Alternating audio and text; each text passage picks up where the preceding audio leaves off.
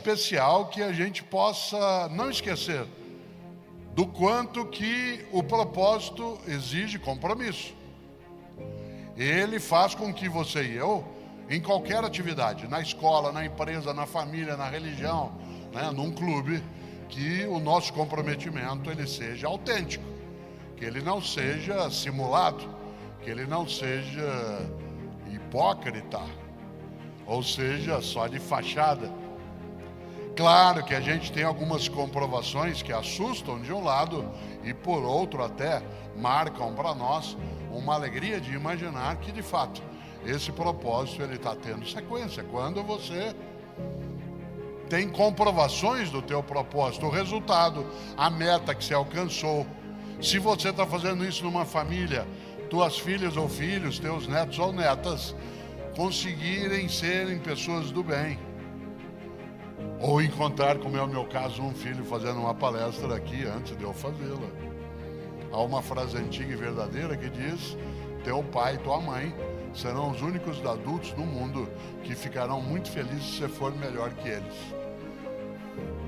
Teu pai e tua mãe são os únicos adultos que provavelmente ficarão muito felizes se você os ultrapassar. Claro, isso aí é uma das marcas do propósito. E eu tenho algumas marcas sim que em 2024 ajudam a pensar e que eu não quero de modo algum, né, me esquecer. Pessoas que no meu entender, para minha alegria, eu auxilio. Por que me auxilio? Mas também as auxilio a ampliar a capacidade, a percepção. Uma delas, uma situação muito forte, vivida também por Cláudio e por mim. Nós estávamos juntos e paramos numa padaria para tomar um café. E eu gosto, caipira que sou, de tomar café em pé no balcão. Eu moro em São Paulo, mas eu sou de Londrina, sou pé vermelho, que é o nome que nós nos damos, quem é daquela região como eu, e Cláudia é de Catanduva. Portanto, os dois caipiras gostamos do café em pé no balcão. E nós estávamos os dois parados tomando café. E de repente, de trás do balcão, o rapaz que nos servia disse: posso pedir uma coisa para o senhor? Eu não tinha com ele nenhum contato, né, mais próximo. Eu falei, claro. Ele falou, pode dar um abraço no senhor? Eu disse, claro. Ele saiu de trás do balcão, arriscando a gozação dos colegas, veio até mim, tirou o jaleco, o guarda-pó que ele estava usando, me abraçou fortemente, pôs a cabeça no meu ombro e disse: eu num dia na vida cometi um erro inacreditável, desastroso, horroroso. Eu não perguntei qual era o erro.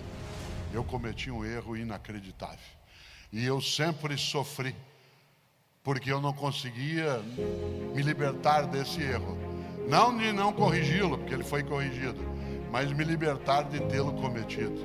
E um dia eu estava assistindo uma aula do senhor no YouTube e o senhor disse: teu erro não te define, teu erro não te define, o teu erro não é a tua identidade. O fato de você ou eu termos errado não faz com que nós sejamos aquele erro.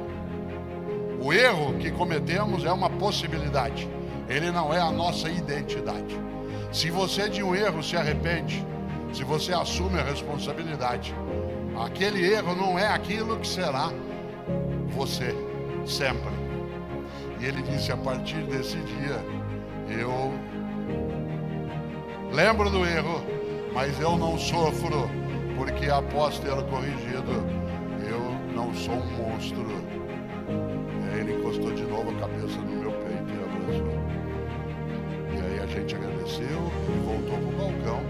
Cláudio e eu saímos da padaria e fomos chorar lá fora.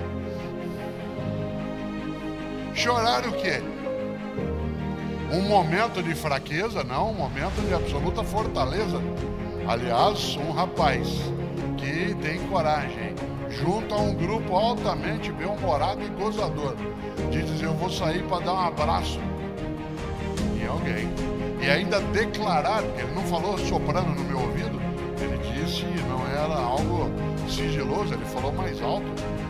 Eu saí sem saber qual era o erro que ele cometeu.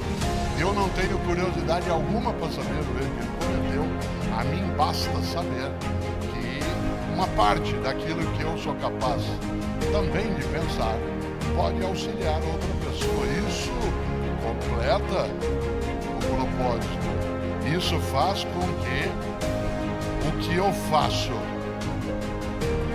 ele siga desde que eu não desande o comprometimento. Quando eu, por exemplo, vou ser atendido por alguém numa loja, num banco, numa escola, num estabelecimento, eu quero que a pessoa que me atenda ela esteja comprometida com a atividade dela. Eu não quero que ela seja submissa, não quero que ela seja subserviente, mas eu quero que o que ela representa ali de fato responda aos objetivos e razões daquilo que está fazendo.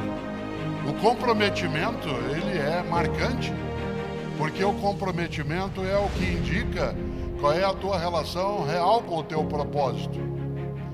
Uma das pessoas que eu mais li na minha vida, quando eu tinha 16 anos, 15 anos, foi um norte-americano do século XIX, chamado Mark Twain. Mark Twain, um grande escritor.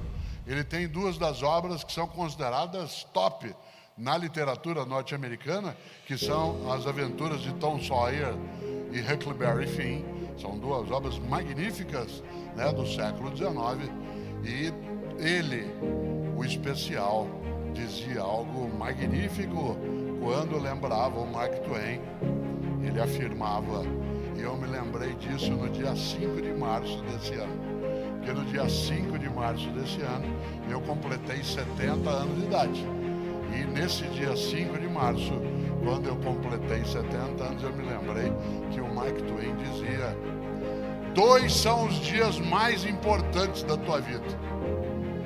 O dia do teu nascimento e o dia que você descobre por quê. Por que o quê? Porque nasceu. 2 são os dias mais importantes da tua vida. O dia em que você nasceu e o dia em que você descobre por que nasceu. Eu costumo dizer, é claro que eu não tenho como descobrir por que nasci no sentido mais longo. No livro mais recente que eu lancei, que aliás me disseram que está ali também, um livro chamado Deus nos Livre. Não é sobre casamento. É sobre religião, religiosidade e espiritualidade. Deus nos livre no sentido múltiplo que a palavra tem. Deus nos livre como aquilo que a gente quer que se afaste, e Deus nos livre no sentido de permitir que nós não nos aprisionemos dentro daquilo que não se deve. Esse livro, Deus nos livre, ele traz uma referência marcante em relação exatamente a esta ideia, isto é, saber não só o dia que nasci, mas também qual é a razão que eu tenho nascido. O livro trata um pouco disso, por lidar também com a religião como sendo uma das respostas possíveis que muitas pessoas adotam para a razão de existir. E lá eu retomo algo que você já fez e eu também, porque quando meus pais, vez ou outra, brigavam comigo, discutiam comigo, ou criavam algum tipo de empecilho e eu queria reagir, a minha frase é muito assemelhada à que você já disse, que era assim: eu não pedi para nascer. E aí meus pais, jovens inteligentes, diziam: nem eu. E a minha avó lá no fundo da casa dizia assim: nem eu. E se tivesse meu bisavô ou bisavó, nem eu. Nenhum e nenhum de nós pediu para nascer. Isto é, você e eu não temos clareza da razão de cá estarmos. O que a gente não pode é desperdiçar. O que a gente não pode é, não tendo uma razão imediata, explícita, jogar fora algo que é decisivo. E a única maneira de fazê-lo é tendo um propósito